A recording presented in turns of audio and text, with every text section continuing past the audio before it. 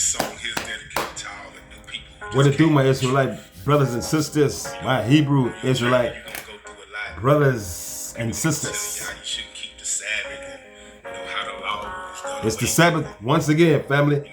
Let's thank our Father Yahuwah for another Sabbath day. Keep the Most High first and keep His law. That's what we're doing over here. We resting. We're chilling on the Sabbath. That's what we do. We chilling on the Sabbath. We chilling on the Sabbath. I know y'all go to church on Sunday. They all confused. We chilling on the Sabbath. We chilling on the Sabbath. The seventh day of the week. We chilling on the Sabbath. Sundown. Sabbath, sundown. Say we're chilling On the Sabbath, while everybody's out. doing what they want to do. We're reading scripture and singing to the Most High, Cause we know the law. and we keep up all His holy commandments. So let people say what they want to say. Let them mock you. For keeping His day, yeah. We gon' be ready when Christ returns. And family, this one here will be entitled, "The Battle Is Not Ours, It Is the Elohim's." And family, I wanted to do a couple of testimonies in this message too. And it's good to do testimonies. You know, the people of Jah, it's good for us to do testimonies whenever, because we never know who's listening and what they might be going through. Because what you have gone through and been delivered from and healed from, a person listening could be going through the exact same thing. So your testimony is to help encourage and edify somebody else and magnify and glorify the Father. To tell the people, look what the Yah has done. Look what Yah has done. He healed my body, He healed my mind, He saved me just in time. Oh, I'm gonna praise His name. So a testimony, family, is to, you know, help encourage somebody, edify somebody, and ultimately to glorify Yah. Okay? That's why we get testimonies. And the first one I wanted to give, family, is that it is online now. You can look it up. Back in 2016 on Highway, I believe, 385 in Memphis, Tennessee. There was a guy driving a Jeep. He got sideswiped, knocked off to the side of the road. He hit a pole. Jeep flipped over. Some bystanders, you know, parked their cars to help him. They drug him out the car, the Jeep. And no sooner they drug him out, the thing burst in flames. Burst in flames, family. The flames consumed the whole vehicle, burned it up to a crisp. But he had a Bible on the front seat. The Bible was untouched by the flames. Didn't even have any soot on it. The power of Yah.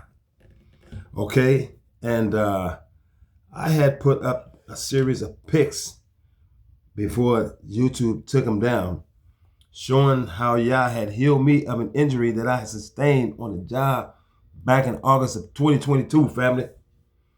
I was a press machine operator then. This was my next to the last job, the job I had before I got laid off from my last job. So this was in the summer of 2022. I had worked there altogether before I was laid off there. Another month would have been 3 years. But when I got hurt, I started off as a temp in January of 2021. And I had to be a temp for 3 months. And they hired me at the end of April. So it actually made me work 4 months almost. And they hired me in April of 2021. So this accident happened with me in August of 2022. So I've been there over a year. And it was a really nice atmosphere to work at too. And you know, it was really, you know, I thought I was going to retire from there. Their 401k was the bomb. I mean, you know, God, it was just so peaceful on that job, the building that I worked in.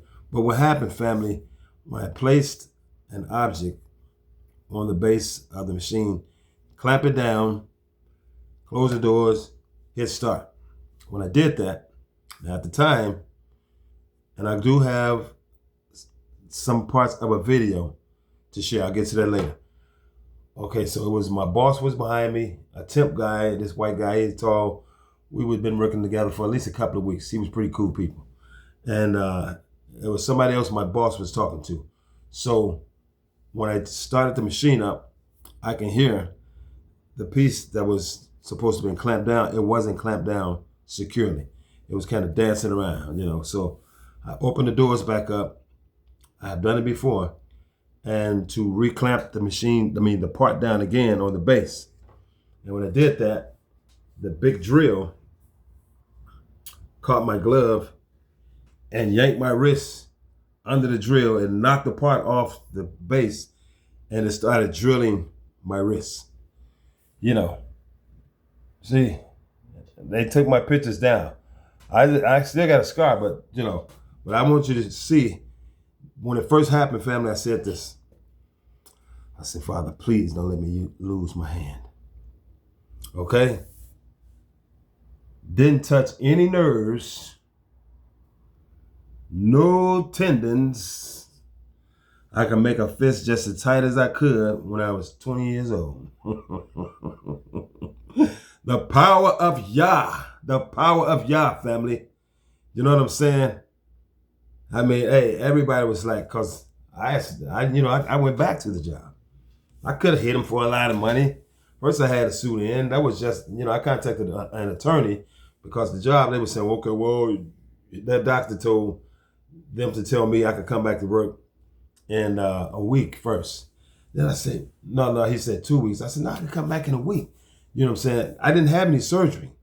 That happened in a late part of the morning, like maybe 11:30, something like that, getting close to lunch hour. So I had that big part in my wrist for at least an hour and a half. I had to go to the ambulance, to the hospital, inside the ambulance with that thing still in my wrist. And everybody on the job was freaking out. You know, that temp guy that was working with me, they said he didn't come back to work for 3 days. And then he came back and then he just left early. He quit. Because with all the blood, this big thing was in my wrist. You know, it had drilled through one end here, and the other, and it was sticking out here. You know what I'm saying? But somebody hit it and stopped it. And anyway, blood was everywhere, and I was the most calm person. And later on, when I came back to the job, they said, "Why you didn't even yell out, man? You know, that's crazy, man. You didn't even holler, you didn't scream or nothing. Why come you didn't mean what?" Then it hurt. I said, "Yeah, of course it hurt." I said, I had some EMS training at another job before. And they said, when you're injured, the thing that you don't want to do is get excited, because you do, you're going to bleed more. So I kept myself as calm as possible. Plus, the first thing I said to the father was like, please don't let me lose my hand. I knew this, he was in control of all of that. You know what I'm saying? So as people of Yah, it's not that we won't go through things that are hard and difficult. Of course we will. But family, our Elohim is in control. You know what I'm saying? And there are many examples in the scriptures of what our people way before us went through, and he delivered them through it. That was just, a testimony I wanted to share, because you never know what somebody else might be going through. Once upon a time, years ago, when I was a baby in this spiritual walk with Yah, I heard a sister's testimony. She had restless leg syndrome. And I heard her giving a testimony. And at the time, I was dealing with that. I was about 36 years old. And I had only been walking with Yah about a year. Because when I got called, I was 35. So I was 36, and I didn't understand why come time it felt sometimes like my right foot wasn't there. I said, what is this? Then I got to move it to make sure it's there. And I realize now that was the enemy bothering me. That's all it was. But I didn't know it at the time. I was a baby believer. And I heard this sister's testimony, and she said she had been delivered from restless leg syndrome. So, okay, the next day I was at work and I had been dealing with restless leg syndrome for few weeks. It was really annoying because you're at home from work, you relaxing, and you know, sometimes I just can't feel my foot is attached to my leg, so I have to keep moving to make sure it's there. It's really annoying. And so I had already been studying the word, before I even became a believer. And now I'm a baby believer, and I'm still studying the word. And I understand sometimes that the enemies of darkness can trespass upon our bodies and make us think we got something when it's actually them. So I got tired of it. I was on my job. I went in the bathroom, went in the stall, locked the door, and I touched my leg, and I went into spiritual warfare. I said, I bind this up. I renounce this. I'm not receiving whatever this is that's trying to cause me to have restless leg syndrome.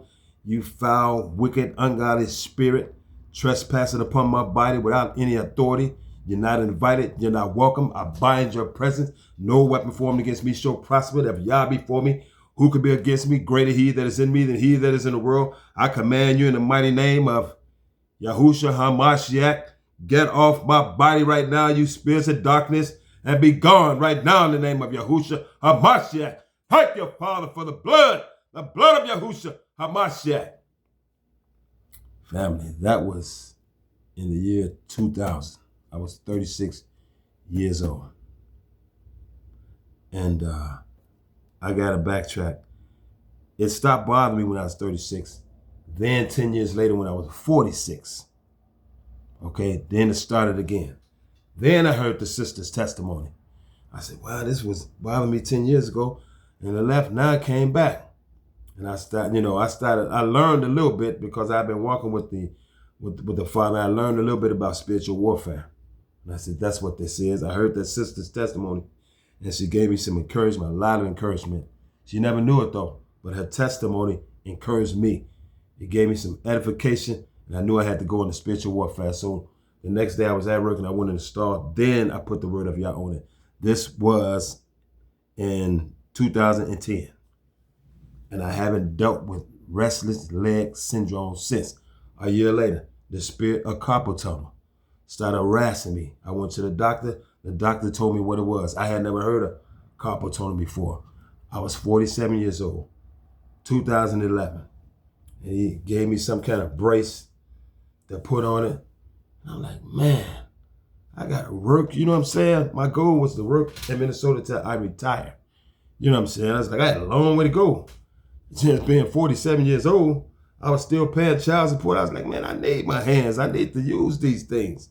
And the doctor was like, it usually bothers you in the wee hours in the morning, don't it? Like 2, 3 o'clock in the morning. I said, yeah, you know that. But I guess they had a whole lot of clients, patients that had it also before me. So I was at work one day and I was thinking, was I born with this carpal tunnel? Of course not. Did I have it last year? Of course not. Where did it come from? I'm not doing nothing wrong. You know what I'm saying? I'm not, abusing my body in no kind of way. Where did this come from? So right there on my job where I was working, I was kind of isolated from everybody. So I was glad of that because I was finna shout out, in spiritual warfare. And that's exactly what I did. I said, I renounced this carpal tunnel, the spirit of carpal tunnel. I renounce your presence. I'm not receiving you. We have no fellowship. We have no partnership. You have no authority. You're not invited. You're not welcome upon my body. I renounce your presence. I denounce your presence. I command you in the name of Yahushua HaMashiach, get up off my body in the name of Yahushua HaMashiach. I'm not receiving your presence. I plead the blood of Yahushua HaMashiach from the crown of my head to the soles of my feet. My body, my soul, and spirit is saturated in the blood of the Lamb. Get up off my body in the name of Yahushua HaMashiach. Finally, that was 2011. I haven't dealt with carpal tunnel since. Okay? But the word of Yah on it. Keeping the whole arm of Yah and use the sword of the Spirit, which is the word of Elohim. And I haven't been bothered with restless leg syndrome since, nor carpal tunnel. Okay? To Yah be the glory. He told us the method and what to do in the book of Ephesians. And that's going to be my last scripture. So family, and then I want to mention something about what's going on in the Middle East with the Strait of Hormuz and the Persian Gulf. I mentioned in my last video that, I had researched and it said no one country owns the Persian Gulf nor the Strait of Hormuz. But as far as the Strait of Hormuz, the country of Oman owns part of it. That bend, that curve, that narrow part of the Persian Gulf is called the Strait of Hormuz, and Iran owns the other part. But they have international agreements, nations, because many nations have ships and vessels going up through there, getting oil and bringing food and stuff like that. So I was saying that Iran didn't have authority to shut it down. But then I got the reading scriptures for this message, when the sun set. I started thinking, okay, ultimately, Yah owns everything. The earth is the Adonai's and everything that's in it. Everything belongs to him. So he owns the Strait of Hormuz and the Persian Gulf. It is his. And maybe he is just using Iran to block it because he has already begun, exacting his judgments against the nations. Okay? So I was like, wow. See, he's, bringing judgment down on many nations in the world already. I've seen hailstones, falling down in Illinois the size of golf balls. Baseball, softballs, actually. Softballs. They had tornadoes, went down through Kankakee and into northwest Indiana, my neck of the woods. But see, those are all parts of judgments of Yah. We expecting 10 to 15 inches of snow around here in Minnesota. And in the Midwest, different parts, Wisconsin, all up through Indiana, Illinois, they're supposed to get some of the snow that's coming. They're talking about this afternoon. So I've read in scriptures, in some of the higher learning scriptures, that lots of snow falling is also parts of the Yah's judgments. I've seen floods in Dubai, fires in Dubai, landslides in China, earthquakes in Japan. The judgments of Yah has already begun, family, worldwide. And a lot of countries depend on the oil that comes through the Persian Gulf region and the Strait of Hormuz. And so that is part of Yah's judgment also. So he can use whatever nation he wants to use to shut it down, to block it. And actually, Iran has blocked themselves from being able to do business and selling their oil. They put so many landmines down in the water, so American vessels and other vessels want to take the chance to get that $1 billion vessels, ships blowed up from these mines, and Iran can't go out either. Nothing can come in and nothing can go out. And that means Iran, the ones who blocked it. So, this is going to really stifle the economies of a lot of nations as long as it stays blocked, because a lot of people depend on that oil. But we remember that olive in the Tav with the past of those earthquakes, not earthquakes, but eclipses that crossed America in 2024, April 2024. So that was like a warning sign, for this country because of what they have been doing to the apple of Yah's eye. Okay, so let me show you guys some of this clipping. It's talking about what Iran has done. Okay, so there's some 83 nations. They're all fighting each other. We erased their coastal radar chains. We collapsed their air defense network from 2 oceans simultaneously. 2 carrier strike groups hold 2 choke points surrounding the Islamic Republic, Hormuz and Bab el-Mandeb. A third is crossing the Atlantic as we speak. The tightest naval siege since the Second World War, and it is still tightening. And yet, there is one thing the United States Navy has not done. We have not escorted a single oil tanker through the Strait of Hormuz. Sit with that for a moment. The most powerful naval force in the history of human civilization. 11 carrier strike groups, 300 warships, the Aegis combat system, Tomahawk cruise missiles, 5th generation stealth fighters, and we will not send a convoy through a waterway 21 nautical miles wide. More than 100 supertankers sit anchored outside the strait right now. Engines cold, crews waiting. The price of Brent crude has climbed from $70 a barrel to north of 100. War risk insurance premiums are running $250,000 per transit. The global economy is hemorrhaging, and the Navy that just shattered the Iranian military is sitting in open water watching. Why? Not because we lack the firepower, not because we lack the will, because the Strait of Hormuz is not a test of strength. It is a test of mathematics. And the mathematics say, very clearly, do not enter. Subscribe to Navy Decoded, because the people who serve deserve an audience that understands the mission. Type proud in the comments. To understand the math, you first have to understand the map and the trap that was built inside it. Unfold the map. Look at the Strait of Hormuz. 21 nautical miles at the narrowest point. That sounds wide. It is not. Because commercial shipping does not use 21 nautical miles. Commercial shipping uses the traffic separation scheme. 2 designated lanes, each 2 nautical miles wide, separated by a 2 nautical mile buffer zone. 6 nautical miles of usable corridor. Total. Now put a ship in that corridor. A very large crude carrier, a supertanker, stretches over 1,100 feet from bow to stern. Beam, 200 feet. Draft, 72 feet below the waterline. You are not sailing a vessel through an ocean. You are threading a building through a hallway. And the hallway has walls on both sides. One of them belongs to Iran. This hallway carries 20% of the world's crude oil, 20 million barrels per day. It also carries nearly 20% of global liquefied natural gas and a third of global fertilizer trade. Block this hallway and you do not just disrupt an oil market, you disrupt the supply chains that keep civilization running. Hormuz is not an oil choke point. Hormuz is a civilizational choke point, and right now it is closed. Over 100 tankers sit anchored outside the strait. The Islamic Revolutionary Guard Corps announced the closure and promised to engage. You see how serious that waterway is over there? It says 20% of the world's oil comes through there. And many nations depend on it. China, India, Japan, even the United States.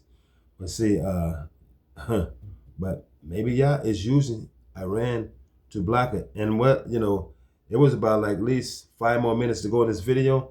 But what the guy is going to say is at the end is that it's a lot of mines on the floor of the Persian Gulf that Iran has placed there. And the United States don't want to take the chance of trying to sail through that region, the Strait of Hormuz, because of those landmines that can get billion-dollar ships destroyed. So it would take months to try to find one mine at a time. You can't blow up mines with missiles. You got to find them one by one and detonate them. So that could take months before they can find all of them. And so in the meantime, Iran, who sells oil to other countries, they can't come out either because they're the ones that put the mines there. So ain't no telling how long that's going to be blocked, family. But I know Yah has already begun the consummation of his judgments against these nations with all these disasters that are going on. And when he has, retribution and recompense to repay nations for what they have done to his Israelites, he will cause them at times to go against each other. Just like you see the United Nations, who are made up of America, Iran, and the Israelis. They're all a part of the United Nations. Supposed to be allies, and one while they was. Now they're fighting each other in a war. Trump just sent about 5,000 troops over there. They're not supposed to fire upon unless they're, fire upon people unless they're being fired upon. And so things are just escalating. And he, all the people that he chose for his cabinet, none of them were qualified for the positions that he was giving them. And then they got the news outlets trying to perpetrate as if they really got everything under control over there. They don't know what to do. Europe is not helping Trump and the Israelis. And so there's talk on YouTube that he has contacted Condoleezza Rice, former Secretary of the United States under President George W. Bush. And, she's very qualified. She speaks fluent Russian, has a master's, a PhD. She's very fluent over there with those countries, Iran, Iraq, So he was saying that the people with the top positions as far as the black people, only got him because of DEI or something like that. But now, nobody in the White House could give him advice on what the heck to do about Iran. Because Iran, they hunkered down, they're ready to go for the long haul in this war. And Trump and them wanted to get it over real quick. You know what I'm saying? But this country, it's like every one person get in the office, every president, they always tell them you need to have a victory. And, bombing somebody, some country, these people are just lunatics. You gotta win a war. You know what I'm saying? That will make your presidency very legit and to make the people love you. You know what I'm saying? Even they have Obama attacking Libya and killed Muammar Gaddafi. You know what I'm saying? It's like this is how crazy these people are. You gotta have a war with somebody. This is how loony they are. You know what I'm saying? But now it's time for Yah to judge these nations, and he has already begun doing that. And it's just a matter of time for really for it to get worse and worse. So we just trusting Yah more and more. As tough as times get, trusting our Father more and more, family. So I'll start reading from the book of 2 Chronicles, chapter 20, verses 15.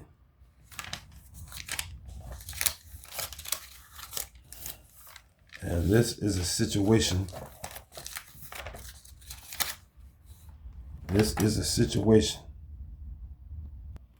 when the Israelites, were about to go fight their enemies. Okay, and Yah went ahead of them. Let me read it for you. 2 Chronicles, family, chapter 20, verse 15 to 24. And it says, and he said, hearken ye, all Yehudah, and ye inhabitants of Jerusalem, and you King Jehoshaphat. Thus says Yehudah to you, be not afraid nor dismayed by reason of this great multitude, for the battle is not yours, but Elohim's. Tomorrow go ye down against them. Behold, they come up by the cliff of Ziz, and ye shall find them at the end of the brook, before the wilderness of Jeruel. You shall not need to fight in this battle. Set yourselves, stand ye still, and see the salvation of Yahuwah with you. O Yehudah and Jerusalem, fear not, nor be dismayed. Tomorrow go out against them, for Yahuwah will be with you. And Jehoshaphat bowed his head with his face to the ground, and all Yehudah and the inhabitants of Jerusalem fell before Yahuwah, worshiping Yahuwah.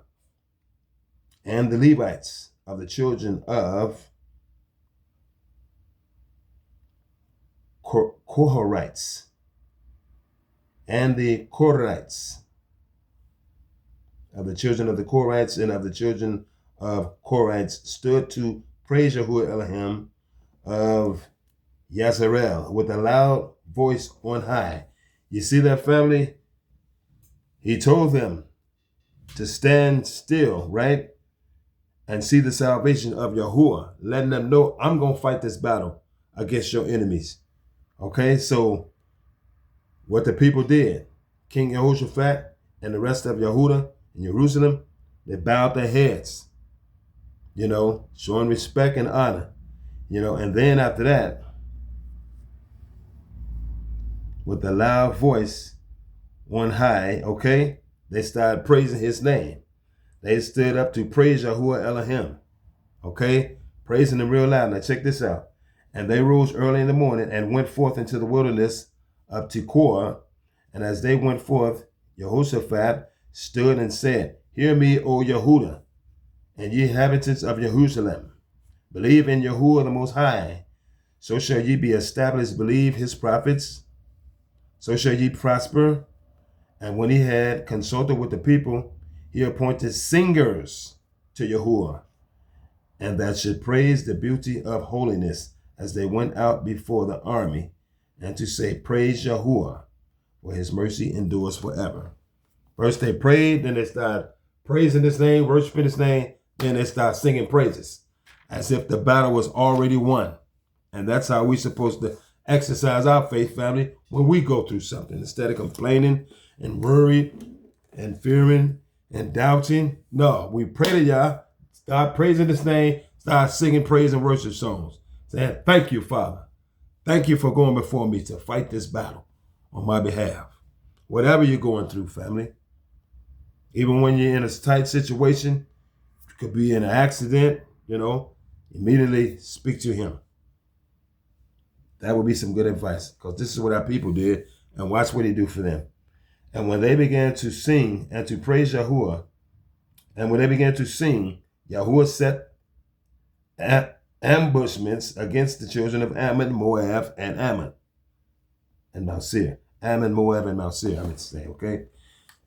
Which were come against Yehudah, and they were smitten. For the children of Ammon and Moab stood against the inhabitants of Mount Seir. He caused them to stop fighting each other. The children of Moab and Ammon destroyed the children of Mount Seir, the people of Mount Seir, utterly to slay and destroy them. And when they had made an end of the inhabitants of Mount Seir, everyone helped to destroy another. Then they started fighting each other. Ammon and Moab, they started fighting each other. Okay, and when Yehudah came toward the watchtower in the wilderness and saw among the multitude, and lo, the carcasses on the earth, none had escaped. By the time they got to the wilderness to go to the battle to fight these people, family, Yah had already destroyed them. He caused them to fight each other. People didn't even have to do anything. When they got there, the people was already dead, because Yah turned them against each other. And this is how he uses the enemies of Israel when the rubber hit the road and it's all said and done. He will cause them to fight and destroy each other. Matter of fact, when in the world that was before the flood, Yah told the archangel Gabriel to go confuse the giants, the Nephilim. And Gabriel went and did what he did, and then the giants started fighting each other. They started killing each other. Yah will turn the enemies of Israel and his people against each other. Those who used to be allies with each other, Yah will turn them against each other, and they start killing each other, just like the United Nations are starting to do now, because the Israelis, America, and Iran are all a part of the United Nations, and so, because, all these nations at one point or another have enslaved Hebrew Israelites. And I heard that, Iran is saying some things as far as the black people in America. We don't have no anger with y'all. Y'all not our targets. We want to do things against America, but we don't want to hurt the black people in America. You know why, family? Because they know who we are. They've been knowing who we are. All these world's nations know who we are. But Iran is saying those things to our people, sending messages to us, saying these things because they know it is getting close to for the time our Father sent our Messiah back, and they want mercy from our Father. That's why they saying they're not targeting us, because they know who we are. You know what I'm saying? And all the world's nations know who we are. And Yah wants us to be merciful. So if that's their way of getting mercy from Yah, who are we to stand in the way of that? You know. So if they want peace with our people, you know, hey, at least they're acknowledging, you know what I'm saying? I mean, but it would have been, I mean, like, hey, in 1979, they released the black hostages during the Iran-Contra scandal. They released the black hostages. Not saying that I'm happy they held the white hostages, but I'm happy that they released the black hostages. You know what I'm saying? And, you know, but, I mean, hey, so be it. But, you know, not many people in this earth, knowing who we are, has said restore the Negroes. All them countries, you know, including Iran, they been getting money hand over fist, billions and billions of dollars for all the oil that they have. They know what our people went through during the sub-Saharan slave trade. Many Hebrew Israelites were taken into those countries as slaves in Europe and in Asia, you know, Africa, you know. And so they have billions upon billions of dollars, but have they said, hen dog hen to any of us Negroes here in America? No, ain't nobody trying to say restore us. We ain't got no money to give y'all. We just know who y'all are. We saying we ain't targeting y'all, but we got something against America for attacking us, killing our leader. We ain't got nothing against you black people, you know, but we ain't giving y'all no money. But you know what? The word says, those who bless Israel shall be blessed. Those who curse Israel shall be cursed. So, I mean, it's like, if they bless us with finances, Yah will make sure he bless them when that time comes. You know what I'm saying? So if people curse us, you know, they have curses coming against them for cursing Yah's chosen people. This is just scripture. I'm just saying what's in scripture. You know what I'm saying? But see, nobody has said, let's restore them black people for all that they've been through. You know what I'm saying? But anyhow, you know, they want some mercy from our Father. That's why they're saying we're not their target, because they know who we are. You know what I'm saying? They know who we are. You know what I'm saying? It's like they're not stupid. They're not trying to keep it hush-hush like the leadership over here in this country are. They know who we are too. They know who we are too. The world knows who we are. We were asleep. We were the only ones put to sleep about our true identity and our heritage and all that. All the nations, they all been awake. They always knew who Yah's chosen people were. They all knew. And some of them have lied to their offspring, you know. And the offspring, a lot of them, I know they talk behind closed doors. You know what I'm saying? They know who we are. They just don't want to admit it to us. But we already know now. The awakening has already begun. You know what I'm saying? So I don't need nobody from no nation trying to tell me who I am now. You know, we've been awakened now. The Ruach HaKodesh has allowed us to come into the knowledge of who we are, you know, where we're from and why these things happen to us. So I don't need to hear from the nations. They should have said it way back, you know, when I was a kid. You know, if they'd have been standing up for us then, while we were still in the curses about 400 years, that would have really made a difference for us. But they wait till the curses are over. The 400 years ended in 2019. So I don't care if people from nations trying to tell us who we are now. The 400 years ended in 2019. You should have said this way before 2019 came. You know, so, you know, you get no brownie points. You know what I'm saying? It's too late for brownie points. You know, anyhow, family, now we're going to 1 Samuel chapter 17, verse 41. We're talking about the battle is not ours. It is Elohim's. All right, family. 1 Samuel chapter 17, verse 47. And this incident right here is when King David and the Israelites was going up against the Philistines and Goliath. And David said, and all this assembly shall know that Yahuwah says not with sword and spear, for the battle is Yahuwah's, and he will give you into our hands. And that's exactly what our Father did. That's exactly what he did. And he fights for us in our battles too, family. That's all we got to do is read what he did for our ancestors. He do the same thing for us. Now, Deuteronomy chapter 3, verse 22, family. I'm going to go ahead and read Deuteronomy chapter 3, verse 21 to 24. And I commanded Yahusha at that time, saying, your eyes have seen all that Yahuwah the Most High has done to these two kings, so shall Yahuwah do to all the kingdoms whether you pass.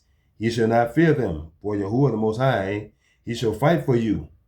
And I besought Yahuwah at that time, saying, O Adonai Yahuwah, you have begun to show your servant your greatness and your mighty hand, for what else is there in the heavens or in the earth that can do according to your works and according to your might? You see, family? It's how this is our history book. All these scriptures where Yah has done on behalf of the apple of his eye. And we are still the apple of his eye because we're the offspring of those people he started the covenant with. Okay, family, this is in closing Ephesians chapter 6, verse 12.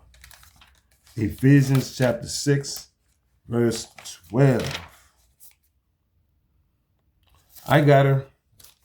Ephesians chapter 6, verse 12. And he's on our side and he fights our battles, even in spiritual warfare. Okay? Ephesians chapter 6, verse 10 to 17. And it reads, finally, my brethren, be strong in Yahuwah and in the power of his might. Put on the whole armor of Elohim that ye may be able to stand against the wiles of the devil. For we wrestle not against flesh and blood, but against principalities, against powers, against the rulers of the darkness of this world, against spiritual wickedness in high places. Wherefore take ye the whole armor of Elohim, that ye may be able to withstand in the evil day.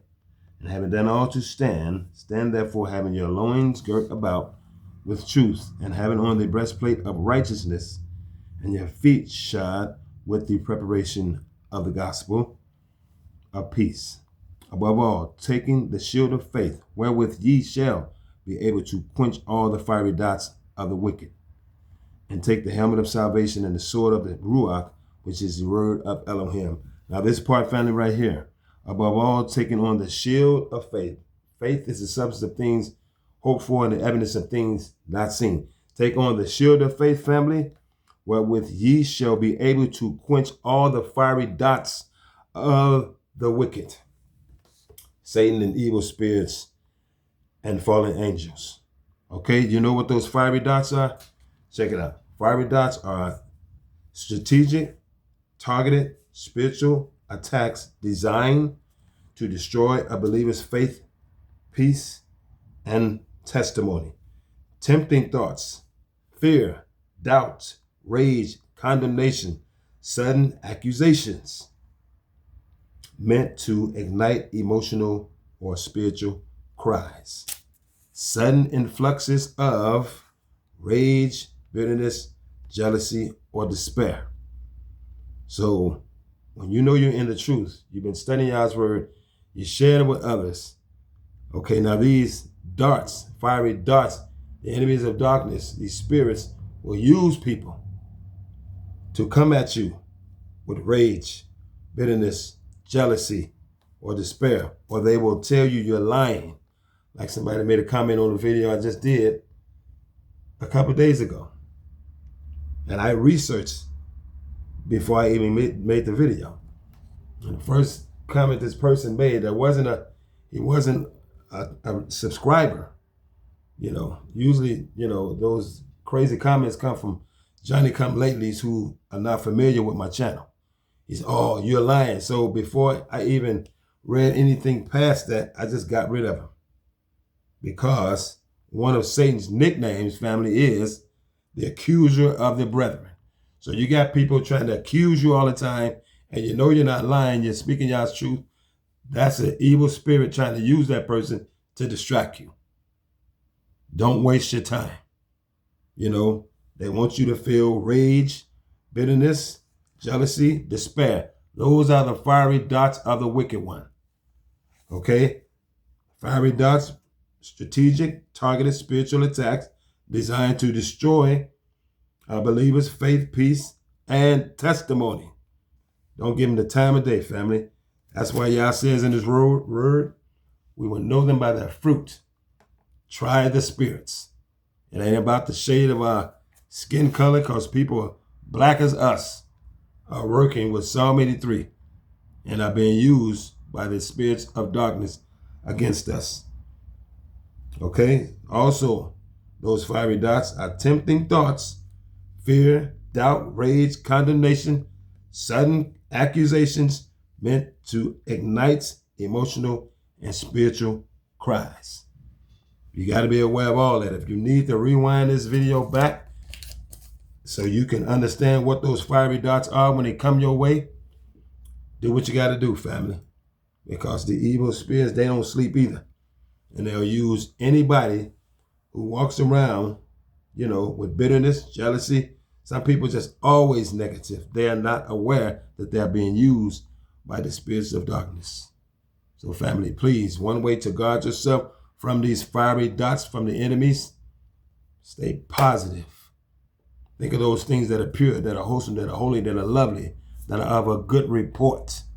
Keep your mind positive all the time. That's why I say, family, I don't get bored. People was telling me, oh man, you retired early, man. You don't want to go back to work. See, what they don't understand is that everything starts with our thoughts. If you don't know how to use your mind and not let in stuff that shouldn't be in, that's before you do anything, you're going to think it first. I don't ever feel I need to go back and be around people that hate my people. No, my mind is always occupied with positive thoughts, scriptures, just positive thoughts, period. And I always talk to the Most High, always, every day. Just like I'm talking to a person I see, because he is more real than anything we can see. And he's always with us. And I talk to the Ruach every day. I talk to my guardian angel sometimes. I talk to the Father every day. So I'm never bored. I don't allow ungodly thoughts to even come into my mind. If they do, that's from evil spirits. That's from evil spirits trying to mess up your testimony. So the biggest thing we have to face ultimately and overcome is our own weak flesh. That's our number one enemy right there. Besides the enemies of darkness, there's the second enemy. But our number one enemy is our own emotions, desires, and our own will. That's the carnal nature. Bring captive every thought into the obedience of Yahushua HaMashiach, family. But he fights our battles. But we have to guard ourselves, keep on the whole armor of Yah, the shield of faith, that we might guard ourselves against the fiery darts of the wicked one.